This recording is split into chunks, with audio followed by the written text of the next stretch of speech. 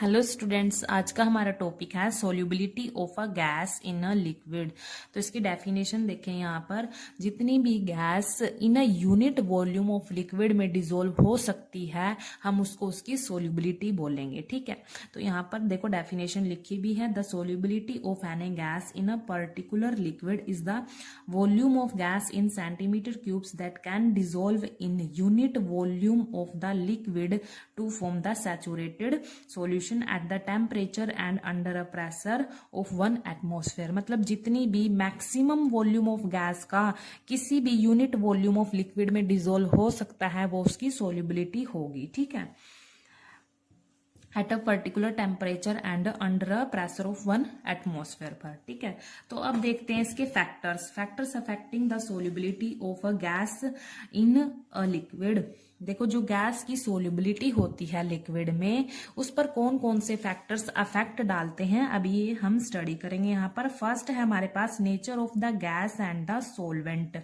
Nature of the gas and the solvent, देखो यहाँ पर जो हमने लास्ट वीडियो में स्टडी किया था कि solubility of solid in liquid में nature of solid and the solvent study किया था, उसमें हमने ये कंसेप्ट लगाया था लाइक डिसॉल्व्स लाइक। तो ये ही कंसेप्ट यहाँ पर भी लगेगा nature of gas and the solvent में। यहाँ पर जो गैस है वो क्या है, सोल्यूट है, और यहाँ पर हमारा जो सॉल्वेंट रहेगा वो क्या रहेगा, लिक्विड रहेगा। ठीक है, अब देखो यहाँ पर भी यही कंसेप्ट लगेगा लाइक डिसॉल्व्स लाइक।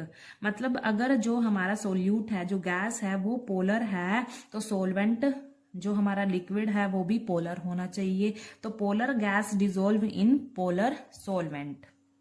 ठीक है, तो पोलर गैस किस में डिसॉल्व होगी, पोलर सॉल्वेंट में डिसॉल्व होगी। और जो नॉन पोलर गैस है वो किस में डिसॉल्व होगी, नॉन पोलर सॉल्वेंट में। जैसे एग्जांपल देखो यहाँ पर, जैसे ये HCl है, ये HCl है जो ये गैस की फॉर्म में है। ठीक है, ammonia, carbon dioxide, H2S gases, ये सारी गैसेज कैसी हैं, पोलर गैसेज हैं।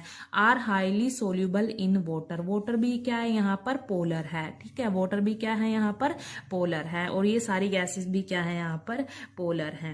ठीक है, तो पोलर गैसेस डिसॉल्व किस में होंगी, पोलर सॉल्वेंट में।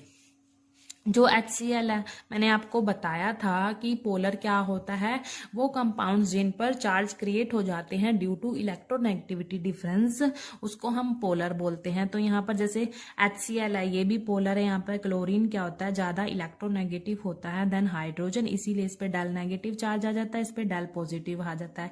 तो ये भी पोलर है। ऐसे ही वाटर भी पोलर है। वाटर पे भी क्या होता है, ऑक्सीजन पे डेल नेगेटिव होता है और हाइड्रोजन पे, दोनों हाइड्रोजन पे डेल पॉजिटिव होता है, तो ये भी पोलर है। तो पोलर गैसेस किस में डिसॉल्व होंगी या किस में सोल्यूबल होंगी, पोलर सॉल्वेंट में सोल्यूबल होंगी। तो ये सारी गैसेस हैं, ये वाटर में सोल्यूबल होंगी। अब देखो यहाँ पर जो H2O2 N2 गैसेज हैं, ये क्या है, नॉन पोलर गैसेज हैं। नॉन पोलर क्यों है ये, क्योंकि इनमें कोई भी चार्जेस क्रिएट नहीं होता ड्यू टू इलेक्ट्रोनेगेटिव डिफरेंस। इनमें जो इलेक्ट्रोनेगेटिव डिफरेंस होता है वो 0 होता है, क्योंकि सेम एटम्स हैं। ठीक है, तो इलेक्ट्रोनेगेटिविटी भी सेम होगी, जो इलेक्ट्रोनेगेटिव डिफरेंस होगा वो 0 होगा। ठीक है, इसीलिए इन पे कोई भी चार्जेस क्रिएट नहीं होता, इनको हम नॉन पोलर गैसेज बोलते हैं। ठीक है, और यहाँ पर जो ये वाटर है ये तो पोलर है, तो नॉन पोलर गैसेज वाटर में सोल्यूबल नहीं होंगी। ठीक है, ये H2O2 N2 गैसेज हैं, ये पोलर में सोल्यूबल नहीं होंगी। अगर होंगी भी मतलब बिल्कुल स्मॉल एक्सटेंट में होंगी, ना के बराबर होंगी। ठीक है, तो H2O2 N2 are dissolve in water to a small extent.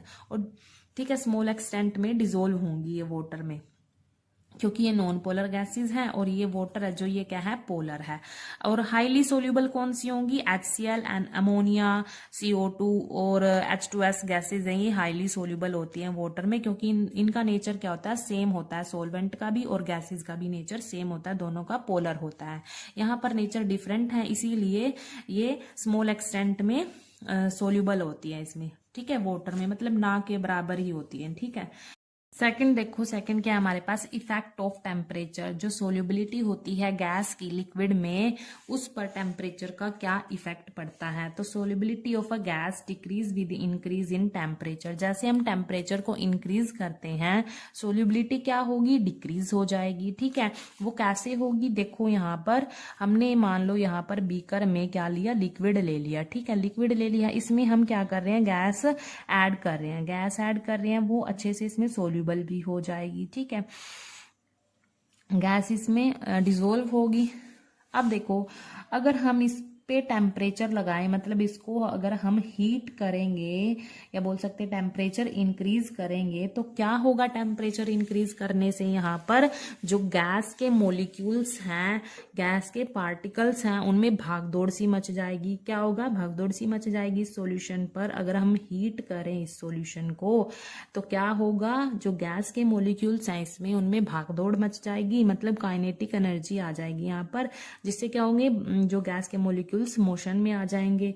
फिर उसके बाद क्या होगा, ये अगर हम इसको हीट करे जा रहे हैं तो क्या होगा, जो गैस के मॉलिक्यूल्स हैं इस सॉल्यूशन से बिल्कुल सेपरेट आउट हो जाएंगे, मतलब इस सॉल्यूशन में से ये उड़ जाएंगे, गैस के मॉलिक्यूल्स एक्सपेल आउट हो जाएंगे। ठीक है, उससे क्या हो रहा है, पहले तो गैस एकदम से सोल्यूबल हो गई थी इसमें, जब हमने हीट नहीं किया था इसको, जैसे ही हमने हीट कर दिया, टेम्परेचर इंक्रीज कर दिया, तो गैस एक्सपेल आउट होगी सॉल्यूशन से, बाहर निकल गई सॉल्यूशन से, गैस बाहर निकल गई। तो क्या हो रहा है, सोल्यूबिलिटी क्या हो रही है, टेम्परेचर इंक्रीज करने से सोल्यूबिलिटी क्या हो रही है, गैस की डिक्रीज हो रही है। क्या हो रही है, डिक्रीज हो रही है, क्योंकि गैस बिल्कुल बाहर निकल गई इस लिक्विड से। ठीक है, तो टेम्परेचर इंक्रीज करने से सोल्यूबिलिटी क्या हो गई, डिक्रीज हो गई। देखो यहाँ पर लिखा भी है, solubility of gas decrease with increase in temperature because on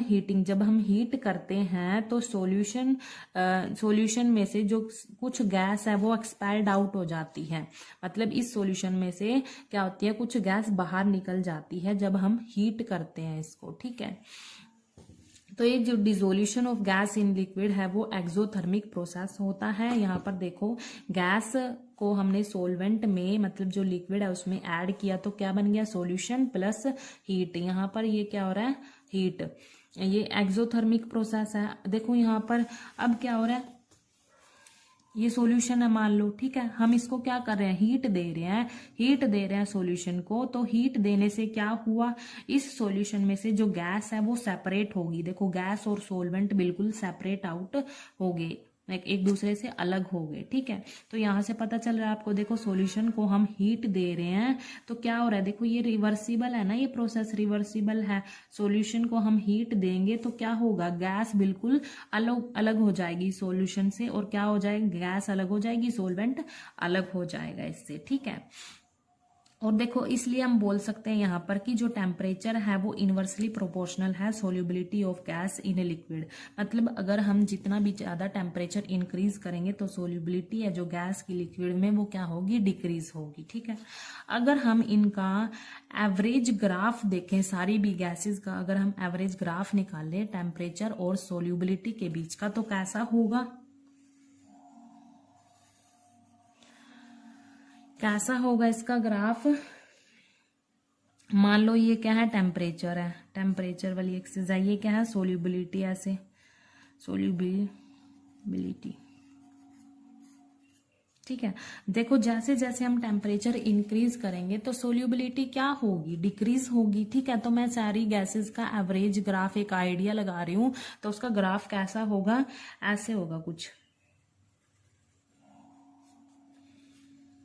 देखो यहाँ पर जैसे जैसे हम टेम्परेचर इंक्रीज कर रहे हैं, जो सोल्यूबिलिटी है वो क्या हो रही है, नीचे आ रही है, मतलब डिक्रीज हो रही है सोल्यूबिलिटी। ऐसे सोल्यूबिलिटी क्या हो रही है, डिक्रीज हो रही है। जैसे जैसे हम टेम्परेचर इंक्रीज करेंगे सोल्यूबिलिटी क्या होगी, डिक्रीज होगी। तो ये इसका मतलब एक आइडिया लगाया कि जो ये इसका ग्राफ है कुछ ऐसा होगा, जो सारी गैसेस का जो हमने एवरेज ग्राफ बनाया है वो इसका ऐसा होगा। ठीक है, टेम्परेचर और सोल्यूबिलिटी के बीच का। देखो जैसे जैसे हम टेम्परेचर इंक्रीज करेंगे तो सोल्यूबिलिटी क्या होगी, डिक्रीज, मतलब नीचे की तरफ आएगी, डिक्रीज हो रही है। ऐसे इंक्रीज होता है ना, ये ऐसे इंक्रीज होता है ग्राफ। ठीक है, तो सोल्यूबिलिटी क्या होगी, डिक्रीज होगी जैसे जैसे हम टेम्परेचर को इंक्रीज करेंगे। ठीक है, उसके बाद है थर्ड फैक्टर क्या है हमारे पास यहाँ पर, effect of pressure. Third factor है इफेक्ट ऑफ प्रेशर। अब देखो यहाँ पर प्रेशर का क्या इफेक्ट पड़ता है, जो गैस की सोल्यूबिलिटी होती है लिक्विड में उस पर, on increasing the pressure of the gas above the solution solubility increase. जैसे हम प्रेशर अप्लाई करते हैं गैस के सरफेस पर तो सोल्यूबिलिटी क्या हो जाती है यहाँ पर, इंक्रीज हो जाती है। ठीक है, तो यहाँ पर देखो हम इसको इनसे समझेंगे। मान लो हमने ये 2 कंटेनर ले लिए, ठीक है, 2 कंटेनर ले लिए, एक क्या है ये सॉल्यूशन फेस है और इसमें क्या है गैसेस फेस है ये, ठीक है, और ये क्या है, ये पिस्टन है, मतलब इससे हम प्रेशर अप्लाई करेंगे। ठीक है, यहाँ पर भी ये सॉल्यूशन फेस, यहाँ पर भी ये गैसेस फेस। अब ये फर्स्ट कंटेनर है, इसमें देखो पहले यहाँ पर मान लो ये लिक्विड लिया हमने और ये गैसेस फेस है। अब देखो यहाँ से हम प्रेशर अप्लाई करेंगे, प्रेशर अप्लाई करने से क्या होगा, जो गैस है वो क्या होगी, इस लिक्विड में एंटर करना शुरू कर देगी। ठीक है, मतलब डिजोल्व हो जाएगी, इसमें सोल्यूबल हो जाएगी इसमें। ठीक है, इस लिक्विड में सोल्यूबल हो जाएगी जैसे ही हम प्रेशर अप्लाई करेंगे। अब देखो अब क्या किया हमने, प्रेशर को डबल कर दिया, प्रेशर को डबल कर दिया। प्रेशर डबल करने से क्या हुआ, देखो गैस का वॉल्यूम क्या हो गया, डिक्रीज हो गया। यहाँ पर देखो पहले क्या था, गैस का वॉल्यूम ज्यादा था और यहाँ पर क्या हुआ, प्रेशर डबल करने से, यहाँ पर प्रेशर हमने डबल किया तो गैस का जो वॉल्यूम है वो क्या हो गया, डिक्रीज हो गया। और देखो क्या हुआ, यहाँ पर प्रेशर डबल करने से देखो यहाँ पर जो पर यूनिट वॉल्यूम में गैस के पार्टिकल कितने हैं, यहाँ पर 1-2 हैं, 1-2 पार्टिकल्स हैं यहाँ पर यूनिट वॉल्यूम में। लेकिन यहाँ पर यूनिट वॉल्यूम में गैस के पार्टिकल्स देखो कितने हैं, बहुत सारे पार्टिकल्स है पर यूनिट, इतने ही वॉल्यूम में। यहाँ पर देखो इतने ही वॉल्यूम में यहाँ पर 1-2 पार्टिकल है और यहाँ पर इतने ही वॉल्यूम में कितने सारे पार्टिकल्स हैं गैस के। जब हमने प्रेशर डबल कर दिया तो पर यूनिट वॉल्यूम में जो गैस के पार्टिकल्स हैं वो भी क्या होंगे, इंक्रीज होंगे प्रेशर डबल करने से। ठीक है, तो पार्टिकल भी इंक्रीज हो गए। अच्छा, जैसे ही हमने देखो प्रेशर को हमने डबल कर दिया, इसका वॉल्यूम भी डिक्रीज हो गया, मतलब जो गैसेस हैं, मॉलिक्यूल्स हैं वो बिल्कुल पास पास से आ गए। अब क्या होगा, यहाँ पर जो गैस है वो एंटर करेगी, मतलब तेजी से एंटर करेगी और जो सोल्यूबिलिटी होगी वो भी क्या होगी, उसकी इंक्रीज होगी। जैसे ही हम डबल प्रेशर करेंगे या प्रेशर को बढ़ा देंगे तो क्या होगा, सोल्यूबिलिटी है जो गैस की लिक्विड में वो इंक्रीज हो जाएगी। ठीक है, तो यहाँ पर एक डायनेमिक इक्विलिब्रियम आ जाता है। मतलब कैसे, जैसे ही जितने भी गैस के पार्टिकल्स इस लिक्विड में एंटर करेंगे ना, जितने भी एंटर करेंगे उतने ही इस सॉल्यूशन को लीव करते जाएंगे। ठीक है, जितने एंटर करेंगे उतने ही लीव करेंगे। क्योंकि देखो यहाँ पर हम जितनी भी अमाउंट लेंगे, एक पर्टिकुलर लिक्विड की जितनी भी अमाउंट लेंगे वो क्या करेगा, मैक्सिमम से मैक्सिमम, मतलब जितना भी वॉल्यूम गैस का वो डिजोल्व कर सकता है वो ही उसकी सोल्यूबिलिटी होती है। इसीलिए जितने भी मॉलिक्यूल्स गैस के इसमें एंटर करेंगे उतने ही लीव कर देंगे सॉल्यूशन को, डायनेमिक इक्विलिब्रियम आ जाएगा। ठीक है, तो यहाँ पर जो मेन मुद्दा है कि यहाँ पर जितना भी हम प्रेशर, मतलब जितना ज्यादा हम प्रेशर को इंक्रीज करेंगे, जो गैस की सोल्यूबिलिटी होगी लिक्विड में वो इंक्रीज हो जाएगी। ठीक है, तो यहाँ पर देखो प्रेशर है वो डायरेक्टली प्रोपोर्शनल होगा solubility of gas in liquid के। ठीक है, जितना ज्यादा प्रेशर इंक्रीज करेंगे सोल्यूबिलिटी भी इंक्रीज हो जाएगी गैस की लिक्विड में। ठीक है, देखो इसका एक एग्जाम्पल भी है डेली लाइफ से रिलेटेड।